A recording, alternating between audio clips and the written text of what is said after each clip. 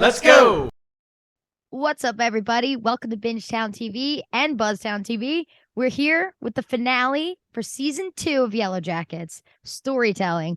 And to set the scene, we're here where Bingetown TV was born in Luke's basement, where we used to record every single episode. It's nice to be here. I'm coming off a Succession finale talk, so a lot of epic television this week, and I think we'll get into our thoughts on the finale. But for me, I mean, I freaking loved it. It was great. I think their last shred of humanity is now gone. It's going to be amazing moving forward. I'm sad that the writer strike is going to push us a little bit. But before we dive in, just want to say, just because Yellowjackets season 2 is ending doesn't mean that Bingetown is ending. You know, of course, if you're listening on Buzztown TV, go ahead and follow at Bingetown TV on everything, all socials, and then of course on Apple Podcasts or Spotify or wherever you listen, just so you could get up to date on what we're doing moving forward, because we want to keep hanging out and having fun, and we love all the YouTube comments and stuff, so stick with us. And of course, we'll be back for season 3, but we'll have a lot of shenanigans in between that as well.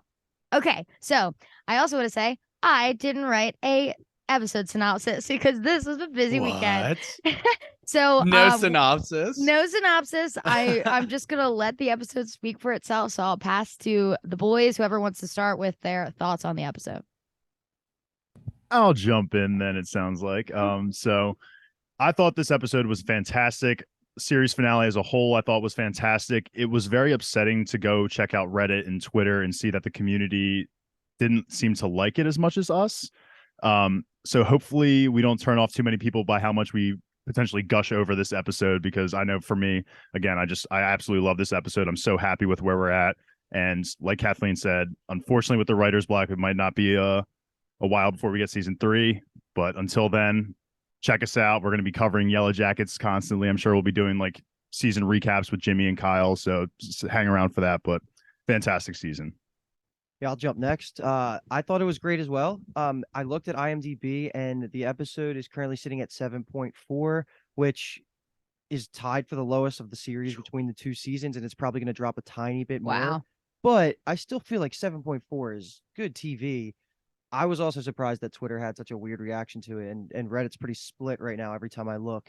I thought it was good. I mean, you start an episode with the Cranberries.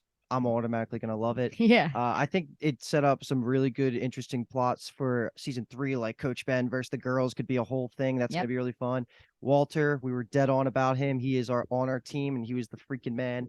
And I'm actually okay with the Cuse having survived this season, because he got some miserable comeuppance, and he's going to be around for some more of that. So I'm all about that. I'm really, really sad about Kevyn, though. And we'll gush about all of our girls killing it in both probably 1996 and 2021. But it was a great episode. Sure, we'll have some nitpicks here and there, but overall, I'm pretty happy with season 2. I'm not sure if I'm ready to say it was better or worse than season 1. I got to think about it a little bit more. Sure. Maybe this conversation is going to decide it. But overall, like, I'm full steam ahead for season 3. Cannot wait in 2029, maybe. Go ahead, B. Toms. The Cuse gets his comeuppance for having the audacity to do his due diligence as a cop. Whoa. My gosh, he gets sentence. his comeuppance. But no, looking at this finale, I have seen a little bit of the discourse. People have some complaints about it. I think it's either you like the direction they went with in the 2020s or you don't. I get it. It worked for me. I think they took a big swing, killing off a beloved character. So much so that it overshadowed the fact that Kevyn died too. I think it has everything that I crave in a finale. It's like actual edge of your seats, suspenseful moments. The stakes are high. People aren't protected by plot armor. And at no point in this did I feel like that was the case. I mean, Callie having the gun, I didn't know if she was going to take the Cuse out right then and there. Mm-hmm. Any direction they went with seemed plausible. Everything that happened at Lottie's compound, I think people are just like, it's a little implausible that all of these people arrived at the same time and everything went down the way it did. And then I think people are also saying, how did the cops just kind of like let everybody walk away from all that? I get it. I do. But at the end of the day, I really like this finale. Like I said, it has a lot of the things that I look for. It was suspenseful, and I haven't seen much of any complaint about what's going on in the wilderness. So I think even the community loves what's going on there. Sure. Mm-hmm. I really like this finale. And like Luke said, I'm going to have to take a step back and probably just binge the entire season before I evaluate which season I like better as a whole. But most people are saying season one's way better. I don't think that's the case. I think it's a head-to-head comparison. You know, they're Yeah. pretty close. Yeah, I think there's always going to be an issue, right? When you kill off a main character, there's going to be people who are like, I fucking hate this. So there's always that. But like Brian said, the stakes are raised. It differentiates a good show from a great show to be able to kill off your main characters in a way that feels not, cheap or whatever. I thought that was super satisfying. I'll miss Adult Now. We'll just go there. Spoiler, I know we said a beloved character. We kind of redacted the name.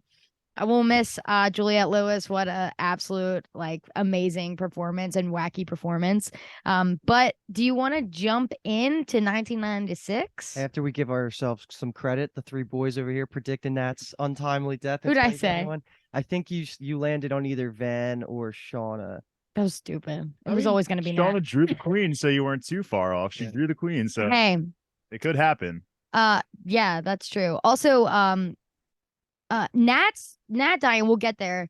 Once I thought it through and after we talked about it and once she actually did, I'm like, obviously, her storyline is the one that, where was she really gonna go? They could have figured something out, but in general, where are they gonna go? No And Travis, we explored the drug thing. Yeah. It's pretty much we were there. She had her redemption with Lisa. I feel like her and Lisa ended on a great note. So there was really not much left to explore with Nat's storyline. yeah, and I think that this whole thing just saved Van too. So Yeah. Oh, yeah, definitely. Totally. yeah. You know what I just think is going to be so weird is they set it up for young Nat to be such a highlighted character in season 3 with how everything went down, and they're just not going to have the adult Nat counterpart to kind of bounce back and forth with. So that's just going to be really bizarre, just having the spotlight on young Nat. You know Yeah. who they will have prediction on the board is adult Ben. He's Yeah, coming I back, think so. baby. Yeah. Double adult, old man Ben. Yeah. The one thing I want 180 on what I thought was gonna happen with Ben, but Yeah. the one thing I will bring up too is that we still had that quote that young Nat somehow saves all of them in 1996 or 1997, whatever year it is. We still have that quote from, I think it was earlier this season. So this definitely sets up young Nat to be in a position for us to get that reveal of what she did to save everyone. Yeah. And I'm still holding out hope that Juliette Lewis will make appearances in the season, just like we've gotten Jackie and just like we got Travis after he died. So we'll see. We'll see what they do. But for now, 1996 or 7, we'll call it 1997 for sure. Like Luke said, Zombie by the Cranberries, and in a show where they use these songs so iconically, this is the top of the list, right? We all watched together. It's a good thing to say too. All binged on TV, all 7 of us, and plus other people watched together. So we were hooting and hollering after the song played. But yeah, quickly, Nat walks up.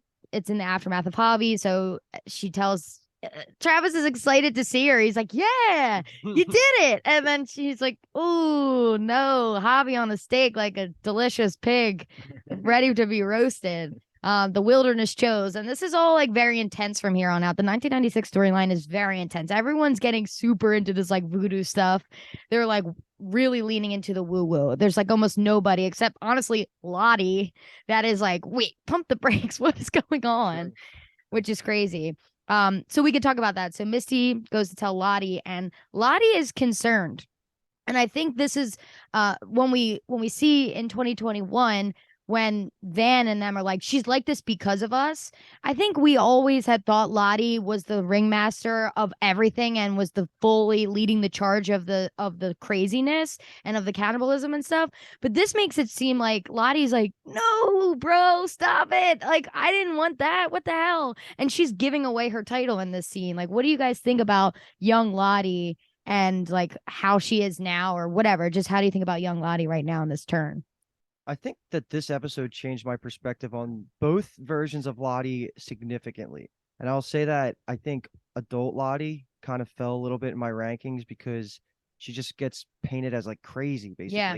But they're showing us here that that's not how it started. Even though we did assume it was going to be crazy possessed French speaking Lottie that's leading this charge of like craziness. Yeah. Doesn't happen like that at all. So I was actually pretty surprised. But at the same time, like Misty put her in her place kind of correctly. Like you started a lot of this. Like we wouldn't even be here. You even convinced the skeptics like Thaisa to jump on board. So it's weird seeing her get cold feet because I did not think they were going to go this way. Granted, she should be dead.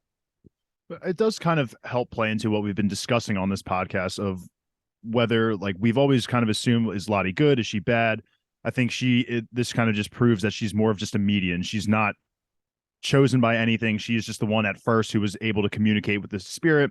Yeah. She thought what she was communicating with the forest spirit, I think, was going to be beneficial to the group. But I think she's slowly realizing that this thing is a little bit more bloodthirsty than she had originally thought, and is willing to sacrifice all of them. And so she herself is a little scared. So it does kind of, we have seen this dual personality from Lottie in the sense of, is she with the Yellowjackets? Is she with the forest spirit? So this was a good clarification. I agree with Luke that this definitely changed my perspective of both young and old Lottie. Mm-hmm. And shout out to the beginning, by the way. We kind of went over that opening scene of just how good Nat's. I thought Nat's acting was incredible. And even Travis slayed too. That whole beginning was amazing. Side note, go ahead, B-Toms. Yeah, I was actually going to go back to that as well. Say what you will about Travis. This was a very strong showing for him, and he had to bring it for this episode. I think it was very earned, the emotions that he was showing us. Obviously, his brother just came back to camp on a stretcher, like completely pale as a ghost, and he really brought it. But yeah, Nat saying, just looking him in the eyes and saying, the wilderness chose. This is the last domino to fall. She was the one holding out against kind of the Lottie of it all, and I guess you could call it like cognitive dissonance. She has no choice but to believe in this. The wilderness chose, because otherwise she's a horrible human being for letting Javi die in the water. So now she's bought in, and obviously that opens the gates for how this episode will progress, and she becomes the leader, yada, yada, yada. But I kind of agree with Misty and the whole young Lottie. Young Lottie is correct to kind of go back and start to realize the error of her ways, but Misty's 100% right when she's like, you're the one that started all this, so don't start making everybody feel bad about it now, because it's gonna save our lives. Yep. That was a great one-on-one scene. And then when Misty goes downstairs and starts just blatantly lying about what Lottie was saying about Javi, Lottie is very grateful. The wilderness chose the right person. Yes, the wilderness is pleased. She's just being like that conduit or whatever. I agree with you that I thought it was interesting that Natalie was the one to say to Travis that, the wilderness decided, because you're right, it was the last domino. She was the last one that it felt like wasn't on as board as everyone else. And I think it's interesting because with that, like, it goes into what Shauna was saying at the very end of the episode. It was like, it never existed. This was all us. Like, is Natalie in that? It can be a red herring. That was Natalie in that moment using the wilderness as an excuse to make herself feel better about having just inadvertently killing another person, So it doesn't set it up to be like, oh, it was definitely the wilderness that killed Javi. Like, it's still setting it up to be like, oh, Natalie might just be a terrible person because she chose herself over Javi, who she could have saved in the moment. So I just wanted to put that out there. I like that you brought that up, that Natalie specifically said the wilderness chose. Yeah. So they go to get Javi, right? They kind of look around. They're like, all right, let's ride. Again, another good scene, Travis holding Javi, being upset. But Travis honestly relinquished him way easier than I thought, and didn't put up such a fight. And Van looks him in the eye and is like, let him feed you, dude. He sacrificed, so let him save you, etc. But I was proud of Travis. Like, I feel like he's come a long way. Maybe he's just beaten down to his absolute bottom at this point, but he was so bratty the whole first season. He would have been such a crazy man about this. But Travis has to now eat his brother, so rightfully so. But so they get Javi and they do this, cutting him open, and she blindfolds herself and finds her way to his neck. Just like she was going to blind herself for Nat. It seems like, will there be a point where she's like, I don't care, I'm not blindfolded anymore? Like, right now she still has a shred of humanity. She doesn't want to watch herself do it. but maybe I have just predict at some point she's gonna be like, fuck it, I'm good to watch. But I do want to just say Javi didn't have many scene partners other than Travis. He obviously talked to people here and there, except Shauna. So this scene of Shauna like carving him up after he went to her like wanting pages from her journal for his art and things like that. Those two actually had scenes together. So just another layer of sadness having to watch her, carve him up. And that doesn't even speak to just Coach coming in around this time too, which that scene was Yeesh. holy shit, man. Like Nat and Coach, Dave was saying this when we were rewatching it. Like their relationship is so interesting, and I love when it's on the screen. And this is another great part where Nat's finally distancing herself from Coach because she's like, "You are not like the rest of us. We are like terrible. You got to get out of here," basically. And he takes it to heart, like way to heart. But that whole scene was amazing. But yeah, I just love that Shauna is like the butcher of the group. I guess every time they just leave it up to her, and that just connects always back to the season 1 stuff with like the rabbit. Like those flashes mean more and more as we see more scenes of 1996, because you're just like, holy crap, like this is like was her job in the forest. So seeing the chunks of meat didn't bother me that much, which is weird. But then when I saw the spine, the severed spine, I was like, okay, that like is what woke me up, and like this is fucked up. Like that's what Coach saw. It was so wild. Well, the cool part about it was Ben was hype. He thought it was an animal. Yeah, exactly. He walked up to this gruesome scene and was like, "Let's fucking go!" And then he saw the severed head and spine and was like, "Oh shit!" The Converse on the pile of clothes. He's like, "Oh no!" So I do believe that, especially after the end, that Ben is going to play a huge part in season 3 finally. And my prediction is that we're going to get like a one-legged older man. Like we're not going to see his face. We're just going to see that he only has one leg. Next season, we're going to. Oh my god! Yeah. I'm so ready for it. It's so funny how I think they did a perfect job at just leading us to believe that early on. Like, okay, Ben Scott got his leg cut off. Like everyone and their mother is going to assume that Ben Scott's going to be the first to get eaten in this show. And I love how they've kind of deceived us and had him play a little bit of a different role than we expected. I'm just wondering, getting way ahead of the story, but when they get evacuated and rescued, how do the girls get rescued at the same time as Ben Scott? Or is there the possibility that he's just still out there surviving? He's a hermit, baby. He's living out in the wilderness. That's what I think. He's just living out there. I'm just wondering how that goes down, because at this moment in time, it feels like a reconciliation where he rejoins the group is damn near impossible. Also, the conversation between him and Nat felt very uncharacteristic of Natalie. It was like a complete warning. I almost thought that the wilderness was like giving this warning once again to Ben, like, you are a good man, we are horrible people, some shit's gonna go down, you gotta leave. Yeah. It goes back into the he's not ready conversation. Like we still don't know what that means when we were seeing Ben Scott talking to a fake image of his boyfriend and everything. So I mean, it could tie into that. Absolutely. Well, we quickly get a scene of him, which is foreshadowing, attempting to make fire with rocks. Just a quick little thing in Javi's hideout, foreshadowing his little pyro maniac moment later down the road. But we'll get to that at the end. Quick Travis and Van scene, like I said. Van is so scary these days in 1997. Oh my god. I'm honestly not a fan anymore. I'm not a fan. Hey, she's scary in the 20s too, this episode. She is. Agreed. Let your brother save you, whatever. But Travis having to eat his little brother and then chomping on the heart. I mean, open the floor.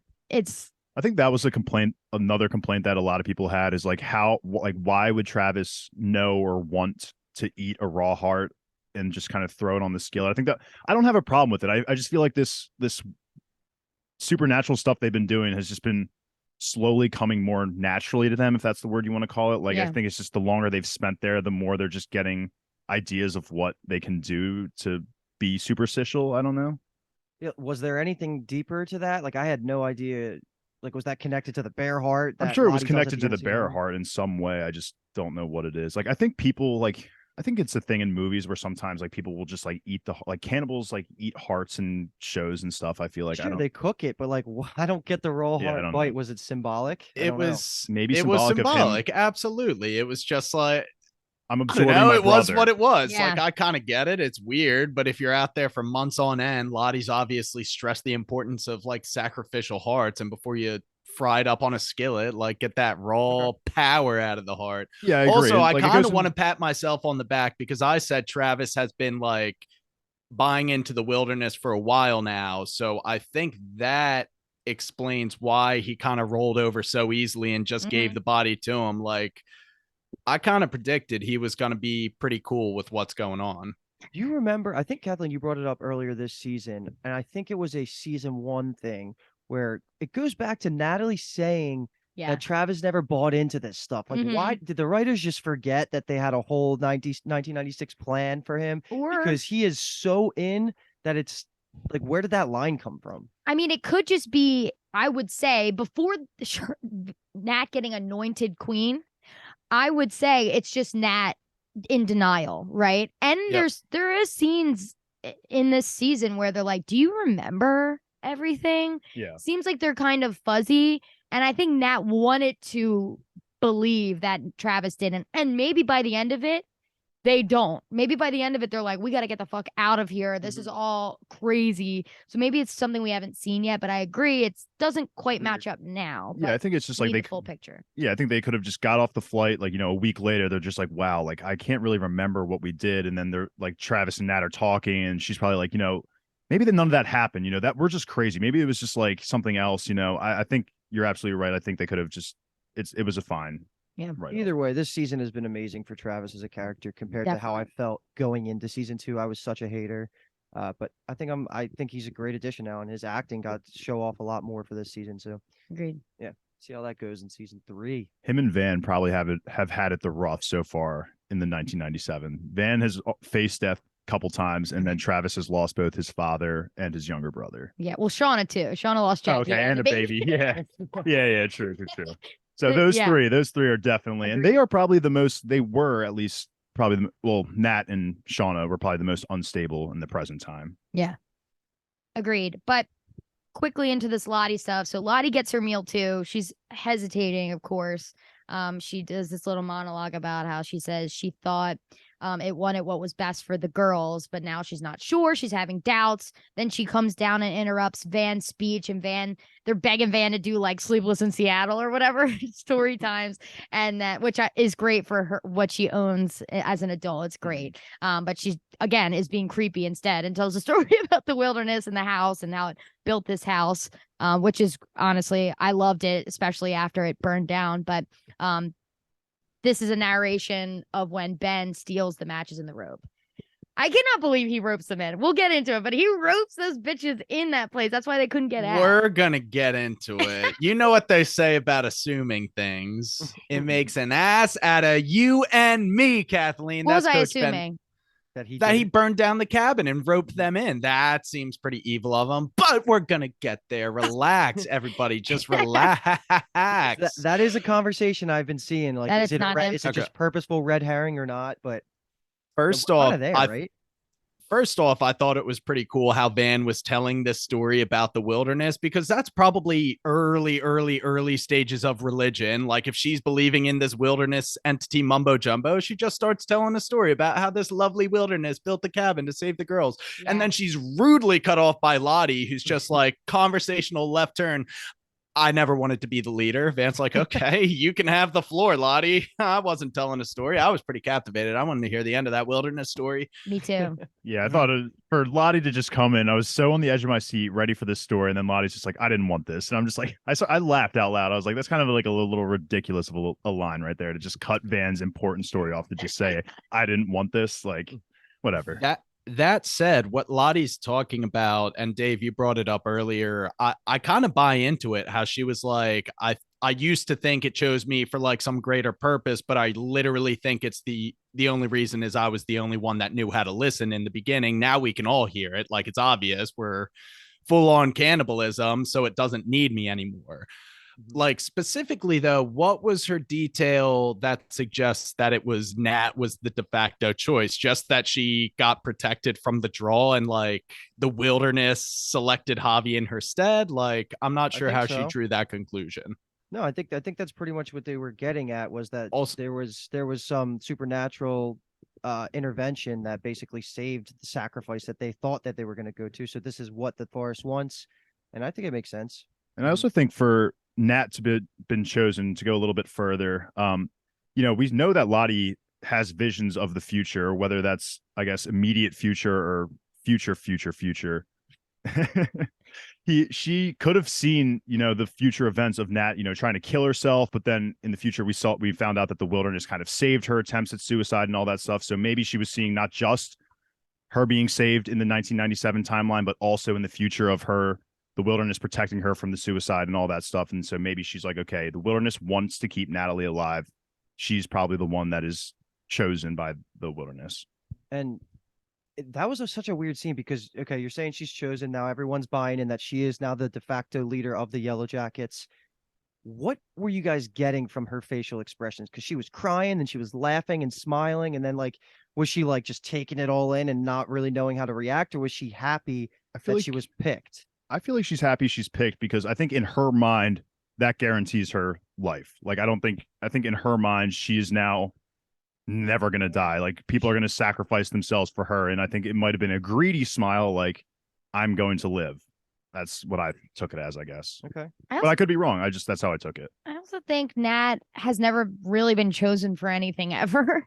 So like she's had such a shitty childhood. She's an outcast. I think that she was probably like, okay. It's like her Misty moment of like acceptance. And her and Ben literally were talking, like, in the last episode, Ben was like, don't think like you're a little bit jealous of Lottie?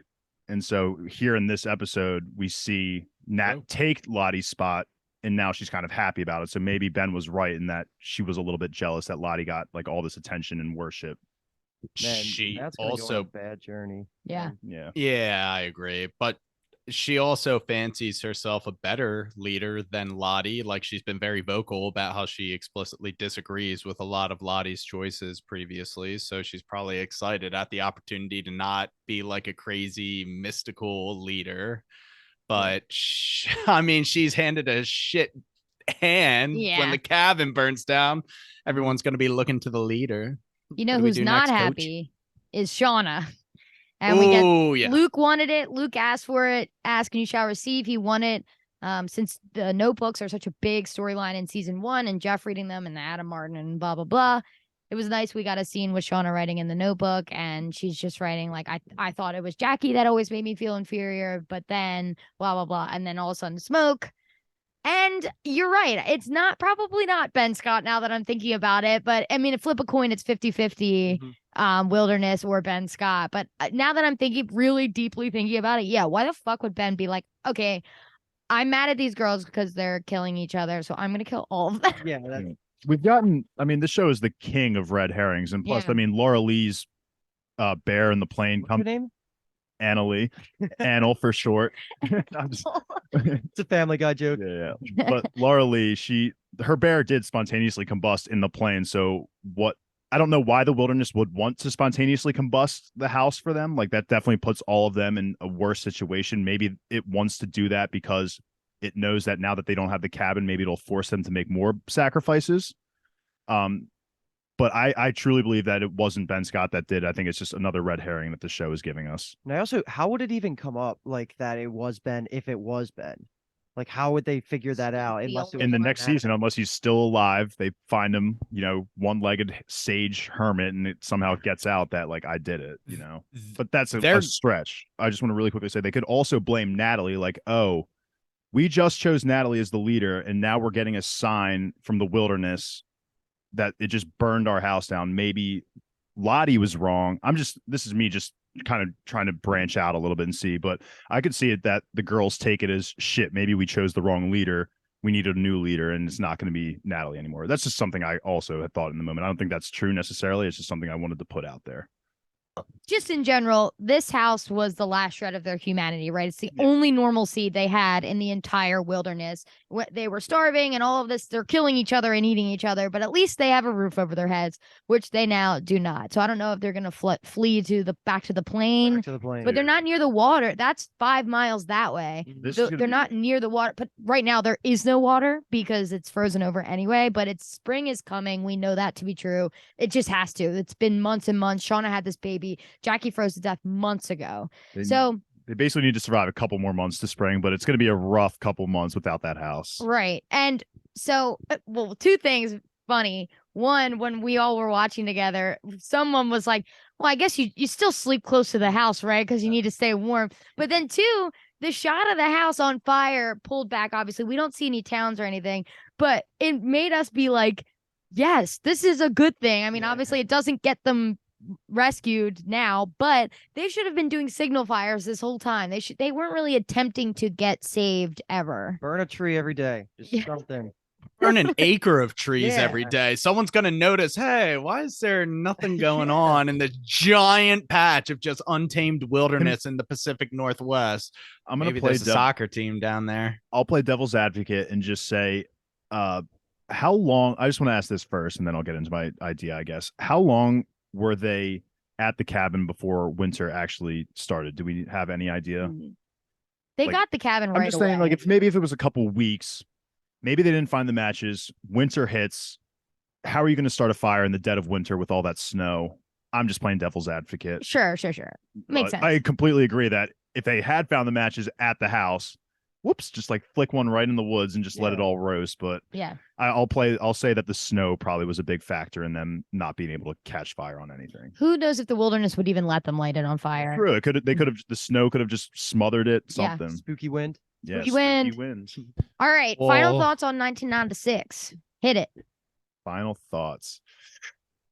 I don't know where this is going to go, to be honest. Like, do we think Natalie's going to be the antler queen all the way through their timeline until they get rescued, or do we think at some point it's going to get shifted like it had from Lottie to Natalie? That was just a me open. I don't expect a response because no one knows, but We know that they do this ritual with the cards often. Obviously, food doesn't come enough for them to be fed. We know that at least one person has refused to draw, which turns them into a victim, which we learn in the 2021 timeline. We know that you can run, or we know that you could give in. So there's going to be, I would guess, 3 or 4 more. 5. We have 5 rando characters and 5 opportunities to eat. 5 Yeah. of these. And there's rumors that it's like whoever's in the garb with all the hair on it is who's getting sacrificed. Like there's a lot of like weird things. But either way, it's gonna be amazing. It's gonna feel different because it's fully feral now. There is no house. They're gonna be in these like weird masks and shit all the time. We know when we see the girls of 2021 in the mask, it's epic, and I can't wait for them to get in full garb, just wacky wilderness garb. So it's gonna be lit no matter what, and I'm glad there's a change. Yeah, happening. like Luke said at the beginning, I'm really hyped for the Coach Ben Scott storyline next season. I'm really hyped to see how Natalie responds to being the Antler Queen right now, because it never felt like she was going to be the Antler Queen. I feel like none of us had hypothesized her being the Antler Queen. So just very interested to see the 1996 storyline is always just undefeated. So that's the one I'm most looking forward to. Yeah, it felt like last episode was more of the 1996 centered like climax, I would say, and this is Yeah. I mean, And then burning of the cabin's a huge moment, don't get me wrong, but this was definitely a 2021 centric episode, as it kind of needed to be. But yeah, re-emphasizing again Coach Ben versus the girls, like Home Alone style, where he's like setting up traps and stuff. That'd be lit. I love that. But also taking the opportunity now to say, I cannot believe how much I forgot, like how different Natalie looks when you see her with those bangs. Oh my God, that was like such a crazy just flash for me. I was like, I don't remember her looking like that at all. Yeah, like when she sees Misty Like on later. the plane, when old Nat's like on the plane and she like looks to her left and it's young Nat. Oh, from yes, season yes, 1, yes. and she's got like the bangs. I was like, holy shit, I don't remember that at all. Yeah. Yeah. All right, Brian. I'm good. I was muted there. I'm good. Okay, I was like, oh, we lost him. Okay, so current day, we open at the close. Lottie is wanting them to drink poison. It's Colt Town, right? Shauna's going with it, and all the girls are first like, dude, what are you doing? And then she's just doing it to buy them time. It's a funny scene, definitely like quirky. But the biggest thing here is Shauna's like, oh, we got to do what we used to. We got to give it a hunt. And Lottie is like borderline orgasmic this entire episode. So fucking excited and hyped. She's like, yes. Yeah. Like a cracked out little kid on just like 18 things of like, what are those like sugar tubes? Sugar fix. Yeah. Yeah. Pixie It's powder. Pixie sticks. Pixie Yeah. stick. Yeah. Yeah. It's Yeah. just absolutely out of her mind. But few things here. Lottie, make sure your people aren't around. She's loving it. And then they talk about having her committed again. Van is immediately kind of like, well, it's not all about our mental illness. Like we all went through it too. But for now, the plan is call the psych people to come get her. For now, we'll play along. Now, I have some issues as we move forward with what Ty and Van's actual plan were as they canceled it. But we'll get there when we get there. But Because they off-screened like the part that mattered, and they showed us the stupid part. Like that was really dumb. like, how were they looking to solve all of that if not one of them actually dying? Yeah. You know, there was no Van and Ty plan. The plan was we can help her. It like she looks at Ty and is like, would it help you to just go to the psych ward? No, we have to help her. Look, to me, that reads as Van didn't give a fuck what actually happened and went down that night. And Thaisa was so unstable that she was just listening to what Van was preaching. Van was like, I don't care if someone dies tonight.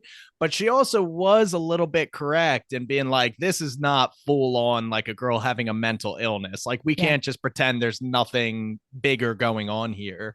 But yeah, Luke, what do you mean they showed us the part that didn't matter? Like, you wish we got the phone call where they actually call the psych team and request them to They come? call the psych team, and then later that's the only conversation we see, right? And then later they say, no, we canceled it. Like, why did they not show? No. They didn't show them calling the psych team initially. Yeah. We got Ty and Van calling them off.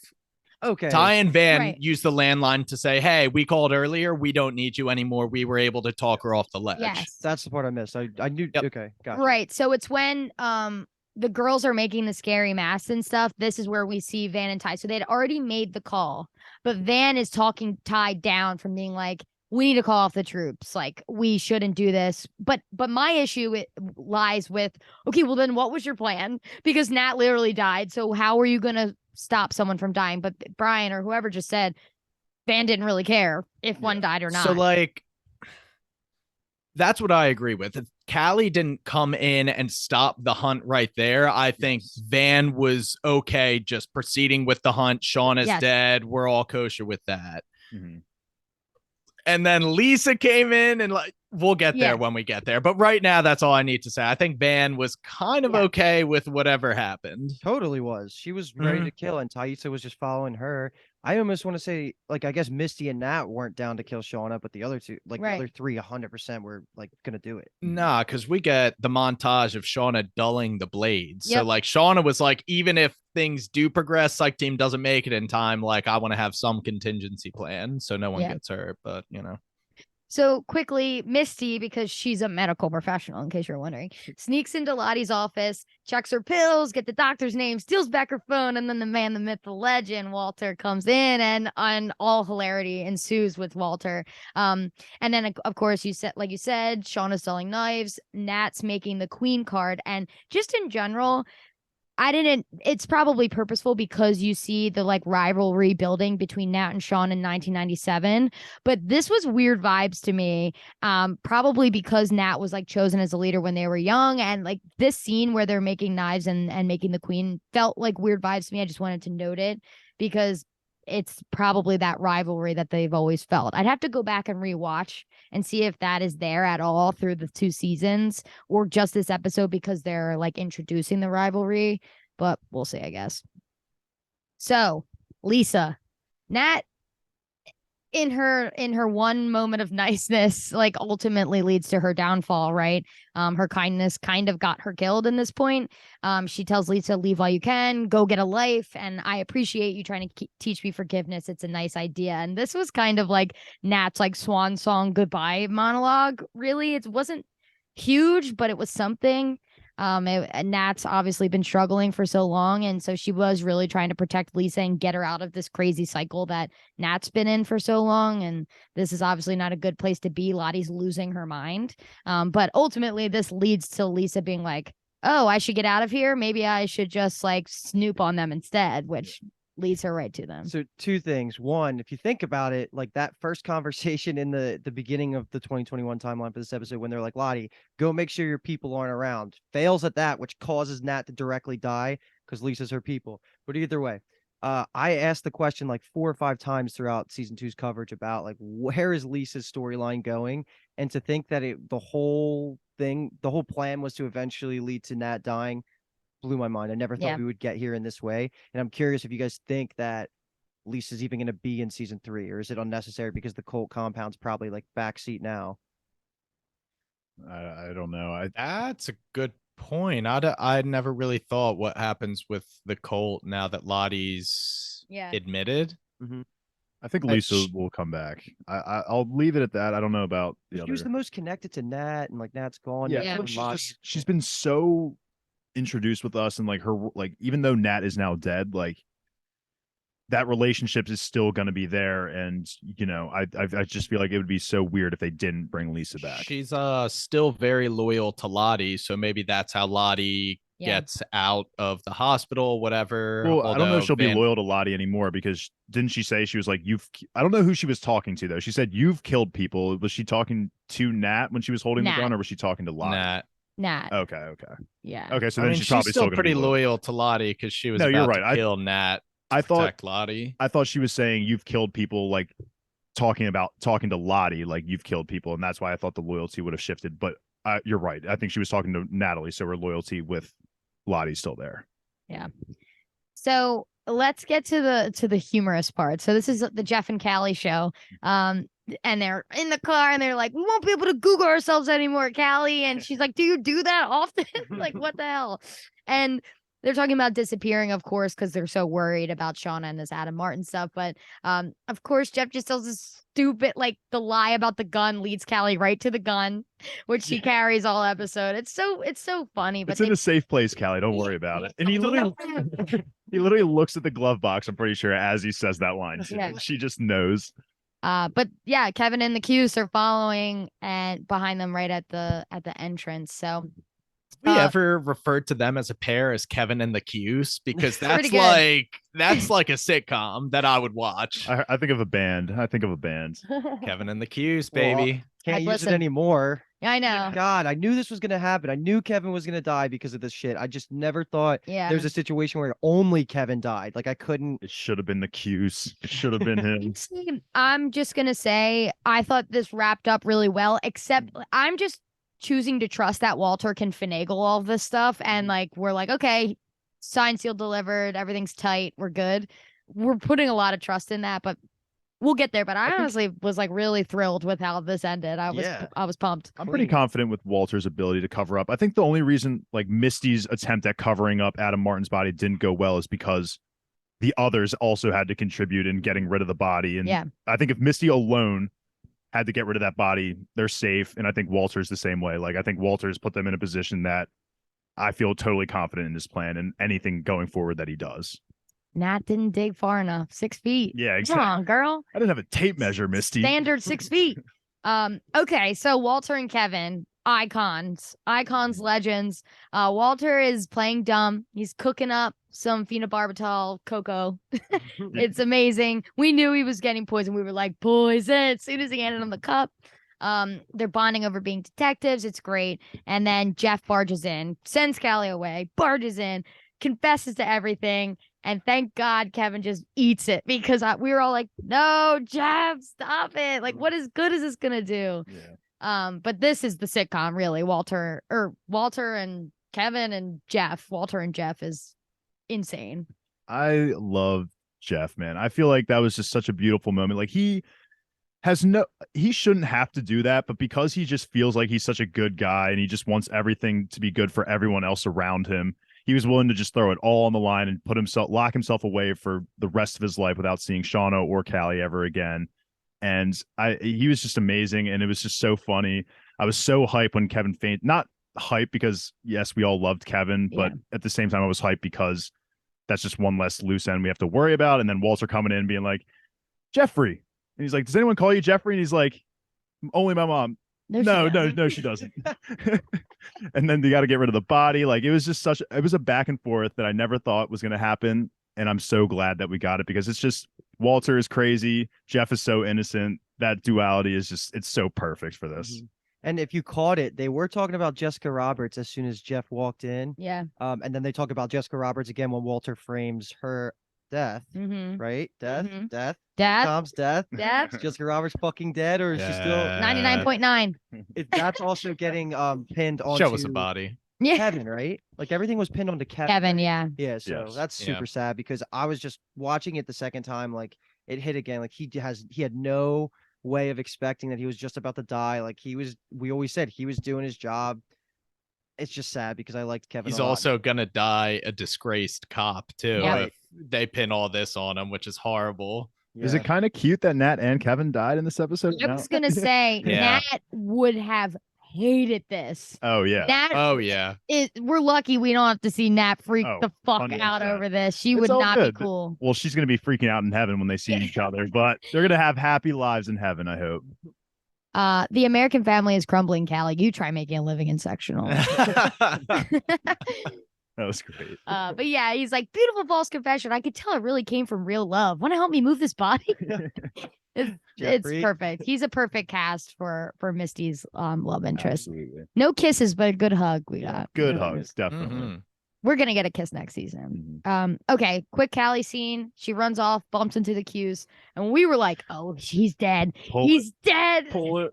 I cannot believe I wanted that so badly. That would have been perfect for me. I don't even care about pinning everything, like making him be guilty and stuff. That would have thrown a wrench in Walter's plan for sure. Oh yeah. Yeah. Ugh. Yeah, but Walter stops it by the phone trick, that like, what the Mhm. fuck you doing? Being on the phone. Shauna Sadecki, Chucks his what phone. are you doing? Yeah. But throws his phone in the trunk with his dead body, which is he just like chucks it at him, shuts it. Then when the Cuse comes, finds the trunk, opens it, and Walter swiftly steals the gun and pop, pop, pop. 3 good ones. It's so funny how clumsily he just like runs up to Yeah. he's just like booking it to the Cuse, pulls his gun out, and just If like I was the Cuse, I would look this guy head to toe and be like, I cannot believe he just got the better of me like that. Yeah, you're absolutely right. How he sprints up, just grabs it. and how he just Oh. like the gun firing, like you could tell he just had never handled a gun because it was literally just like his arm was like getting just Like the- flying all over the place. It Jeff so was funny. there in the forest too, Yeah. watching it all go down, making sure it all But- went as Walter explained it was going to go, and it everything was according to plan. So aside from the untimely death of Nat, like this was perfect for the whole squad. I just obviously unfortunately I think the Cuse is obviously going to have to come back at some point. So I'm just curious in how he's going to work around him taking all this fake credit for this fake scam and then coming back for our Yellowjackets. You guys agree, right? Like he has to come back. Like Oh. this isn't the end of him. 100%. It's going to be a revenge tour for him, which is going to be Yeah, weird. 'cause absolutely. Which is just going to he's end gonna up be to his winning death. in the first half of the season, And and then it's- we'll probably deal with him at the end. Totally going to end to his death. I still think Hughes at some point is just going to die. How about this? Who lives longer, Coach Ben or the Cuse? Coach Ben. Like in their respective time. Like in the seasons, from- like that's when they die. Like who survives longer? Coach Ben is endgame villain. yeah. I don't hate that. Wow. For Thanos, I don't baby. hate that. I would say, yeah. It's so wild how far we've come from thinking Coach Ben was going to die like episode 5 of season 1 Yep. to now being like he's going to last longer than some of these characters in season 2. So I'll say Coach Ben. So does that mean that our main bad guy in 2021 is either the Cuse or Lottie if she gets out and was like vengeful? Like I feel like if you kill the Cuse early, like who is going to be Could the fate Van of potentially evil? be a villain? Like she's been fucking wild in 2021. I feel Maybe like. Van is a Yeah. villain. She could Yeah. be. Yeah. We'll see though. I have no idea. I just feel like her feralness is Morality. yeah, it's just really coming out. So who knows? Mhm. Guys, are we ready? We are ready. And I'd like to shuffle those some more. God is alive. Yeah. I hated Magic this is afoot, song. God is alive. I mean, it fit. Dude, Lottie just like freaking out in her gold duster to this song. I was like, oh, the vibes are crazy. I am in. Let's Obviously, get we all, reckless. at first we all thought it was like that was what Lottie was thinking. We thought she was hearing those voices, and then it ended up just being the song. And I mean, the song did fit the little like scenes that were going over, but it was just I hated it. It was so It's an creepy and so objectively weird. good song. I've been listening to it on repeat. Sounds like some Yoko Ono shit. I don't know.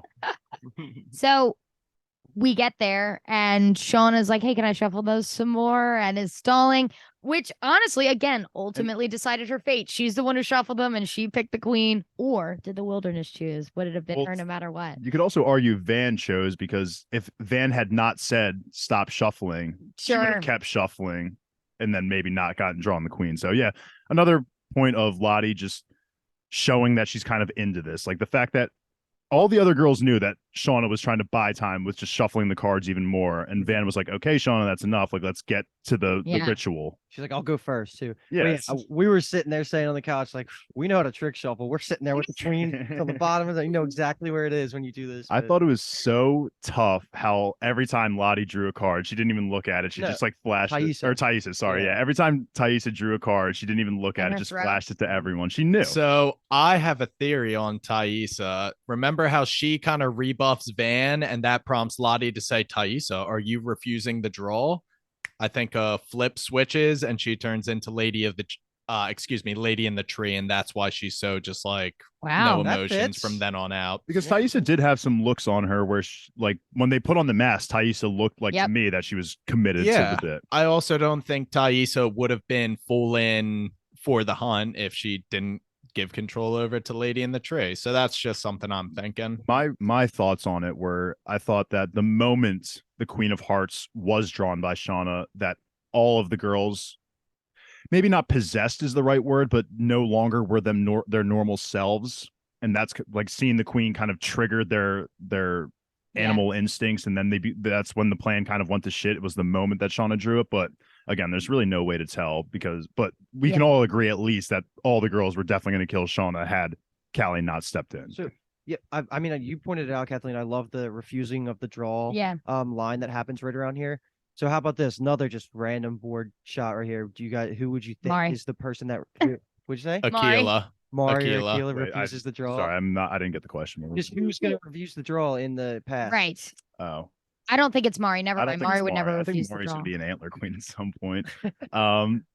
It might be even Akila, probably Jen. It's going to be one of the 5 randoms. Maybe Shauna. I was thinking I say Akila only because she's seems like the one who's still holding on to her like moral compass or humanity. She's been painted as a very like kind soul, you know what I mean? So I feel like she might put her foot down and be like, I'm not doing this. This is insane, and it's going to ultimately lead to her demise. Does she still have that dead rat, right? She never ate it. She's still pocketing that thing.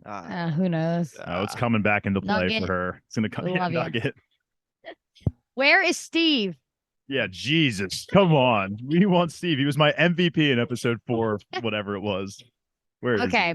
So the cross-cutting of them drawing to them as adults and as children, can you imagine being here again? They had to do this to save their lives. Absolutely petrifying. Every time you draw a card, it could be your death. And now they are 25 years later doing the same fucking stuff. It is so devastating. And the shot of them cross-cutting was genius because it just reminds you like, damn, this is just a never-ending cycle. Like it's never gonna end. Submit or run.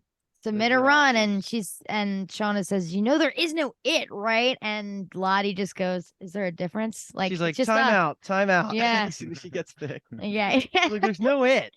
Yeah, it was just us. I feel like that's an important line. I guess it's just, again, the directors and showrunners trying to just like make us question whether what they're seeing is real or if it's just them, so it really does. These kinds of lines are important, I think, for the story as a whole to keep the mystery behind it. All right. Dave, you kind of highlighted right when she draws it, just how they go to the masks. It was just so unsettling how like their emotions drop and some switches flipped where they just go feral for that at least 1 second when they put on the masks. When you think about it too, when Nat drew the queen in 1997, like they immediately all like they were doing the whole like Van grabbed the spear, they're all like chanting, they're doing their animal cries and everything. So maybe it's just something with the queen that if they see it triggers something in them. So Callie shoots Lottie. Just goes right in. Sure does. This is another issue I have. What did they say about Lottie having a gunshot wound? That's another kind of plot hole. You can't just have a gunshot wound. That is immediate police investigation on a gunshot wound. It just is. Right. So Lottie's mesmerized by Callie, and this is really interesting, right? She's like, she's so powerful, and even at the end, when Callie is looking at Lottie and has this kind of smile on her face, honestly, Shauna's then looking at her being like, oh, fuck, like what is happening? It takes me back to when Shauna was pregnant back in the day when Lottie was so obsessed with Shauna's original baby, and now she's falling for Shauna's second baby, which I don't know what the connection will be, but it was definitely creepy to see Lottie like look at her and be like, "You are powerful." So, Callie's gonna have a huge part coming up soon, and I don't know what it's gonna be, but And I'm not saying I buy the whole Callie is pit girl or hung up girl. Yeah. But this doesn't not it almost makes help it that. it Yeah. almost makes it a little bit more Yeah. valid to me. Yeah, that's what I'm saying. Like, by this like doesn't like hurt a it. percent, like Yeah, a small agreed. percent. I'm still out on that theory, but this is a seed as planet. Definitely. Yeah, and so this is where we find out they called off the psych team. Lottie at the same time is like, it's here, it's with us right now. Can't you feel it? And Nat, she yells at Nat and says, "You were always its favorite." And then Nat freaks out. And this is when Lisa comes in hot as fuck on the scene. And Misty pulls out the syringe. And, Nat didn't want to see one more person die on her account or watch someone else die that she cares for, and jumps in front, and she gets our girl right here, baby. Yeah, I love this change from Natalie, or at least like the sacrifice that she put in, because you're absolutely right. The guilt of Javi, we even see it in her NDE as she's dying. Like that guilt of having her watch Javi die just ate at her for all these years. And I think she was just so sick. And I'm sure when she was the antler queen, maybe there's a couple other people that were eaten, Sure. on for her sake and all this stuff. So I think all of that culmination just it was a great sacrifice for her. Honestly, I think she ended up being happy, especially when, I think it's Lottie on the plane telling her, just breathe, like this is a good thing. It's hungry. Just accept it. And she kind of does. So I took that as kind of this is a good thing for Natalie, that she kind of, her character just completely flipped, basically. Maybe not a good thing, but this was a perfectly missed opportunity to include the cabin daddy guy from the end of season 1. That plot line just kind of got dropped, so I'm a little annoyed about that. I said that was like my one thing I wanted them to just slightly address this season, and now the fact that you can see that it doesn't play any part in them actually crossing over to death, at least for adult Nat. I don't even know how you can write that in an interesting way in the past anymore. So like, I feel like almost that plot line's not gonna ever be satisfying for me now at this point, because it's another death that we see. And the whole idea was that Jackie saw this embodiment of the wilderness as she was passing over. And if we don't get that in the future, then Yeah. Well, I think that's a leap to say that Cabin Daddy was the embodiment of the wilderness. You could also make the argument she didn't see Laura Lee in her adult NDE. She didn't see Jackie either. So I'm along the lines that that's probably like geographically tied. Like there's some Bly Manor aspect to it. And I sure. think that's overly pessimistic to say there's no way they can write that in an interesting way. I completely disagree. okay. I mean, I'm still disappointed they didn't give us anything this season. Could have been a dropped plot, but we know there's going to be definitely a season 3 and hopefully like a 4 or 5. So, I mean, we got plenty of time to address that. I'm thinking they didn't even want to open that can of worms, because that would have, they would have had to bring Ella Purnell back. They would have had to pay Cabin Daddy. It's just like, yo, we'll pick that storyline up when more people cross over in the actual 90s timeline. I don't like that excuse, but I like I like how you said that it was probably the location geographic. Like that would make sense, because especially if the Cabin Daddy guy was like the skeleton in the attic, I don't know how that would connect again, but I think the geographic location is definitely a good thing for, like, that helps me feel better about it. Well, I gave you an explanation from the showrunner standpoint and the narrative standpoint, so we're covered. It's going to be great. It's going to be great. All right, so we're in purgatory, and Javi shows up, like Dave said. She's resisting. It was kind of shocking to me, especially on the rewatch. Nat was almost going to kill herself. She's lived such a dark life. To me, she knowingly sacrificed herself.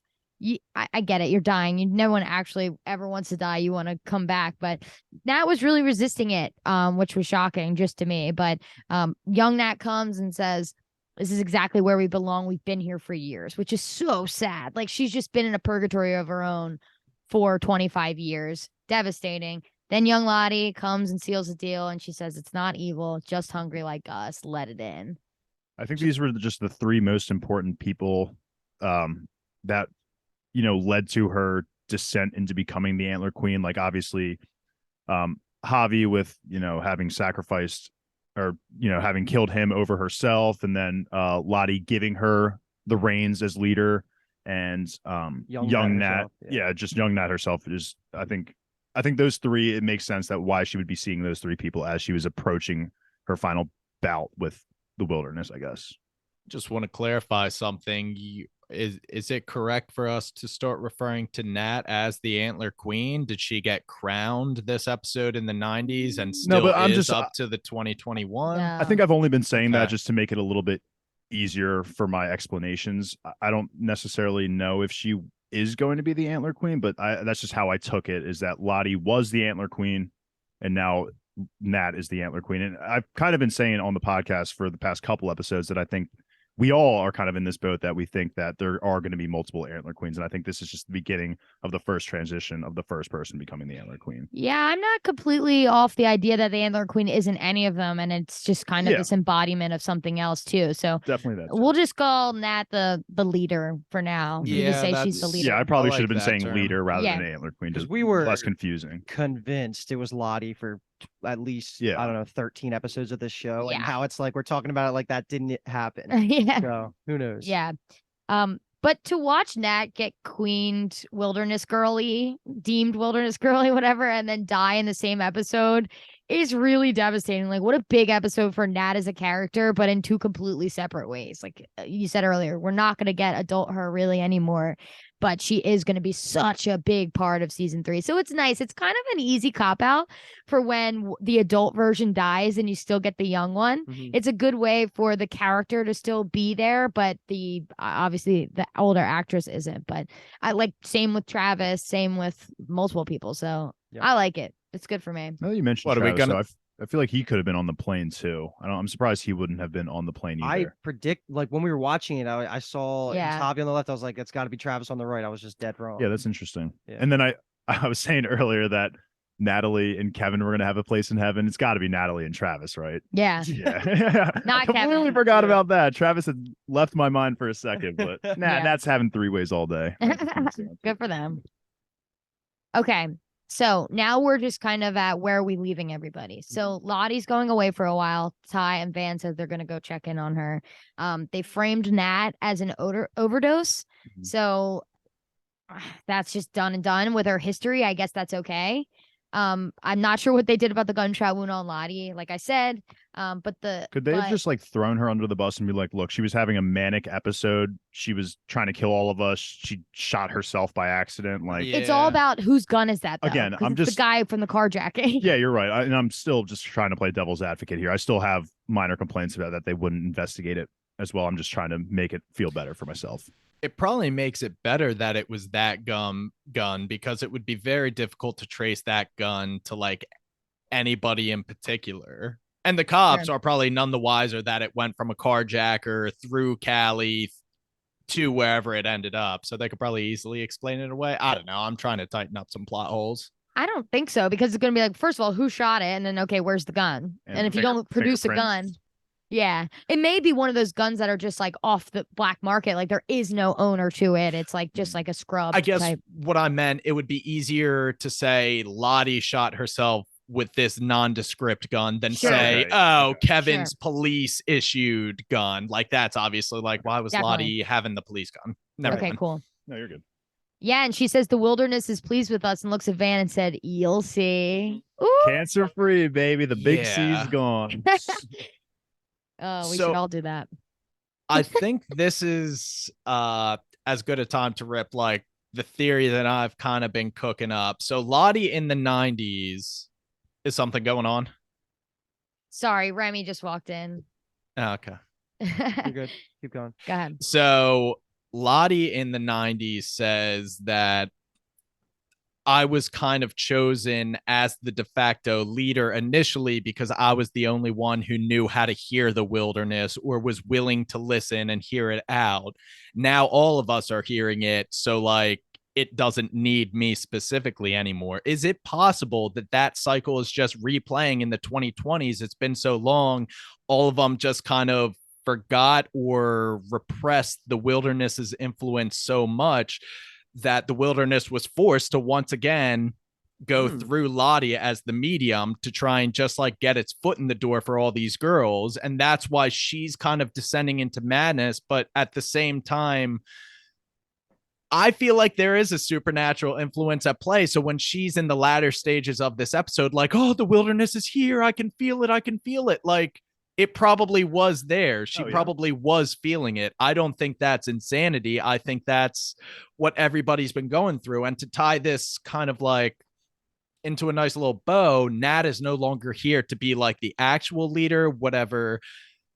Is Van going to be our quote unquote leader? So that's what I Because was just she's about been to like comment. grabbing all of these situations by the scruff of the neck, and they've been alluding to it in like the conversation that was seemed like 2 minutes of screen time between her and Ty in the 90s, where Van was just like, what is my purpose here? Like, why have I been saved so many times? I feel like we're all on the same page. She's not dying of cancer at this point. No. I think this is where we're going. Van might be the new leader. I'll back you up too with how when Lottie was giving that speech of, it's been in all of us. Shauna was there when you killed your lover. Then it was literally just in you while we were doing this chase. Like, For sure. You just were embodying it. It was inside of you. So I'm with you. I think Van is going to be the quote unquote leader coming up in the next season. And I mean, being cured of terminal cancer is probably the biggest thing that would make you buy into with no arguments. Okay, I believe I'm in.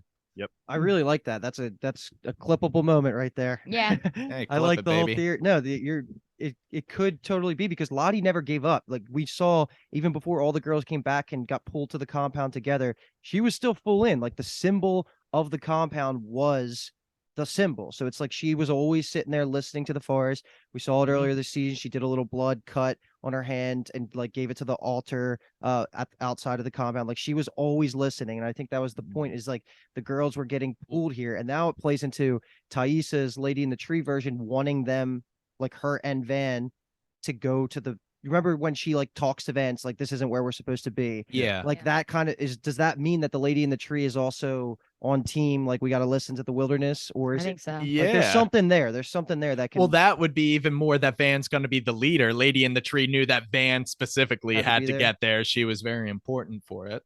Yeah, Yeah. that's I'm all of sold that on it. Sounds like a good path forward, honestly, to make 2021 a really. And I don't want to call interesting season. earlier I was calling Van potentially a new villain. I don't want to say villain, but I think how you're describing it is exactly perfect. Like, she'll be the new Lottie, which, whether that's a good thing or a bad thing, Sure. we'll still see. Yeah. All right. Walter handled the Adam Martin stuff. Good stuff there. Misty tells him about killing that. They have a good hug. Cute. Again, Shauna and Callie, we already kind of talked about it, but her, Shauna, and Jeff are together now.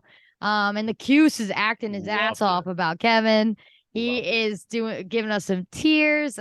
Drink a cup of those tears, man. Yeah. Suck it, Cuse. And that's really the end. The episode ends with the house burning down, right? So that's a more climactic end than just the Cuse acting his ass off, but you know how it goes. So, I mean, just final thoughts and any more, parting shots on what's going to happen in season 3 or on season 2.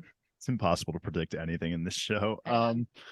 Overall, though, I'll just reiterate again, this show is incredible, and it upsets me that the entire world can't enjoy it like we have been, like all the complaints and everything. I just feel like this show has been doing such a great job for giving us such little information constantly. Like, it's just we're literally inching our way to that ending, and I think they're doing a fantastic job. The actors have been phenomenal. The soundtrack, the music has been one of the best in any TV show ever. Like, the show is perfect for us, and we're going to keep covering it. And so if you like Yellowjackets, please hang around. If you don't, get the fuck out. Yeah, one of the best shows I've watched in recent memory. I just fell in love with it like something else. And like us getting to do a whole podcast on season 1 right into season 2 premiering. Yeah. Like, these last couple months have been just absolutely a joy. I feel like our energies are all similar about like feeling the right things at the right time. We're all kind of always pretty much in agreement, besides B-Tom's left temporarily about now that Shauna. he's not here. Hasn't bitched one time this episode though, so we'll see what he says when he comes back. But like, it's changed our lives. Like, the amount of times like we're just out at the bar and we're just like it's so good. This show, I can't get enough of it. all-time theme song. Yeah, like Luke said, though, we'll get it in 2029 when this all the writers shit resolves itself. Brian, parting shot. Parting shot. I don't know. This is the first time I'm going to have to wait for more new content of this Yeah. show. So I'm not looking forward to that. But season 2, I don't know. There's understandably a lot of discourse about it, but I thought it was such a strong season, consistent with the quality of season 1. I think they left a lot of open-ended plot lines that I'm genuinely interested to have resolved and learn more about. And yeah, the wait is going to be unbearable because I just really love this show. Mm-hmm. Agreed. Yeah, this is a favorite for me. But to be fair, this is a lot. To be I mean, fair, I guess they're in the to be fair they're in the wilderness and just in. I guess this isn't like too grueling of a shoot because I was gonna give them props. So it aired in late fall, maybe November of 2021, and ended in January of 2022. Got renewed and was already putting out new episodes end of March. So they're like a year turnaround time. So yes, there is the strike happening, but they are quick in general. It's not like a Thrones where it's like it takes 2 or 3 years to launch a season. Yeah. I believe in them. I don't want them to rush it, but I believe in them. So do your thing, pay them up, and we'll be good. Right. So I completely forgot. MVP and buzzkill of the episode. I was like, what is going on? Anyway, okay, I'm not going to start. I don't deserve to start. Somebody else start. Give us I think I've been sitting back seat, so I'd like to go first. I'll take the easy one, the nice home run here for the MVP, Walter. Yep. Luke's disappointed because I know he wanted that one. I don't really need to say anything about that. That's just a clear MVP right there. Biggest buzzkill. I'm gonna go with Van. I'll go with Which one? both Vans, honestly. I'll pick one just in case someone wants to do others. So I'll do old Van. Just buying in. She was about to kill Shauna. I think she was just really into the hunt and everything. She was just not for our team. So I'll give old Van the buzzkill of the episode. Okay, I was last episode, so I'll go next. Obviously Walter was the MVP, but I'll take my second choice here. I'm gonna take young Nat just because this is just from like an acting standpoint. I thought she was just amazing the entire episode, and she's one of my favorite characters. It's been a while since I picked her, so it's only right that she gets it on her send-off episode. So young Nat will be my MVP, and then my buzzkill is actually going to be Lottie, older Lottie, because she was so manic. Like how she was portraying just embodying all the wilderness in the modern day hit me. It came out of nowhere for me. Like she felt like a whole different like shift in character tone here. And then that God is Good song, like she deserves it just for that. Buzzkill. Brian. I'm going to go with an MVP. Walter was my number one, absolutely. But behind him, I'll go Travis just because I feel like he hasn't had that many like standout great episodes, and this was definitely one of them. I think he did a great job just reacting, showing the raw emotions that somebody would have when presented with your brother being just carried in by feral soccer players. So that was pretty great. And then my buzzkill is going to be Lisa. Oh, damn. That was Lottie told you to stay in your house. And Mind if you did, Nat would still be here. I don't know why you were putting your nose in these Yellowjackets business, why you thought you should be in the woods that time. Magic is afoot. God is alive. Lisa, you didn't have to be there, girl. Yeah, I'm interested to see what they do with her next season because I do feel like she should come back because she played such a big role in this season. But yeah, unfortunately, she's leaving season 2 as my buzzkill. Yeah, that was mine. Fucking mind your business. But so my MVP is going to be older Nat. It's last time we'll be able to give it to her probably. So I'll give it to her. She sacrificed herself. She didn't want to see one more person die in a show where we have yet to see how many people they kill off and eat and stuff. It's probably the best thing she could have done. Although I will miss her. I really liked old Nat as a character.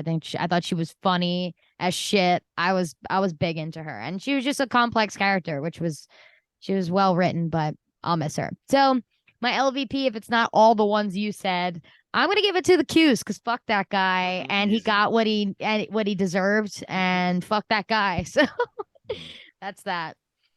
You All just love right. saying LVP instead of Buzzkill, don't you? Did I say it again? It's put a it- I put bit, it in your head. That's my Kathleen. fault. That's I my almost fault. came up with Buzzkill too, Yeah. and I never say I it. think it's because I've also said LVP like a few times, so Yeah. it's just like you're split. We used to do that for House of the Dragon, MVP, Oh, okay, LVP that's what too. Okay, now if you like what you heard after I fucked it up, go give us a follow at Bingetown TV, Twitter, Instagram. We've got YouTube, Bingetown TV, youtube.com/Bingetown TV. You can see our beautiful faces on mostly all the shows we cover. And then smash the subscribe button if you want to know what's coming down the pipe. That's the best way to do it. On all of them. So if you're listening to Buzztown, smash that. If you're not, go follow on Bingetown TV as well. And that was the season 2 finale. We're sad, but we buzzing until it comes out And next. winding it up. Winding it up. All right, we are Bingetown TV. Thanks for listening. Buzz, buzz, buzz, buzz, buzz, buzz, buzz, buzz, buzz.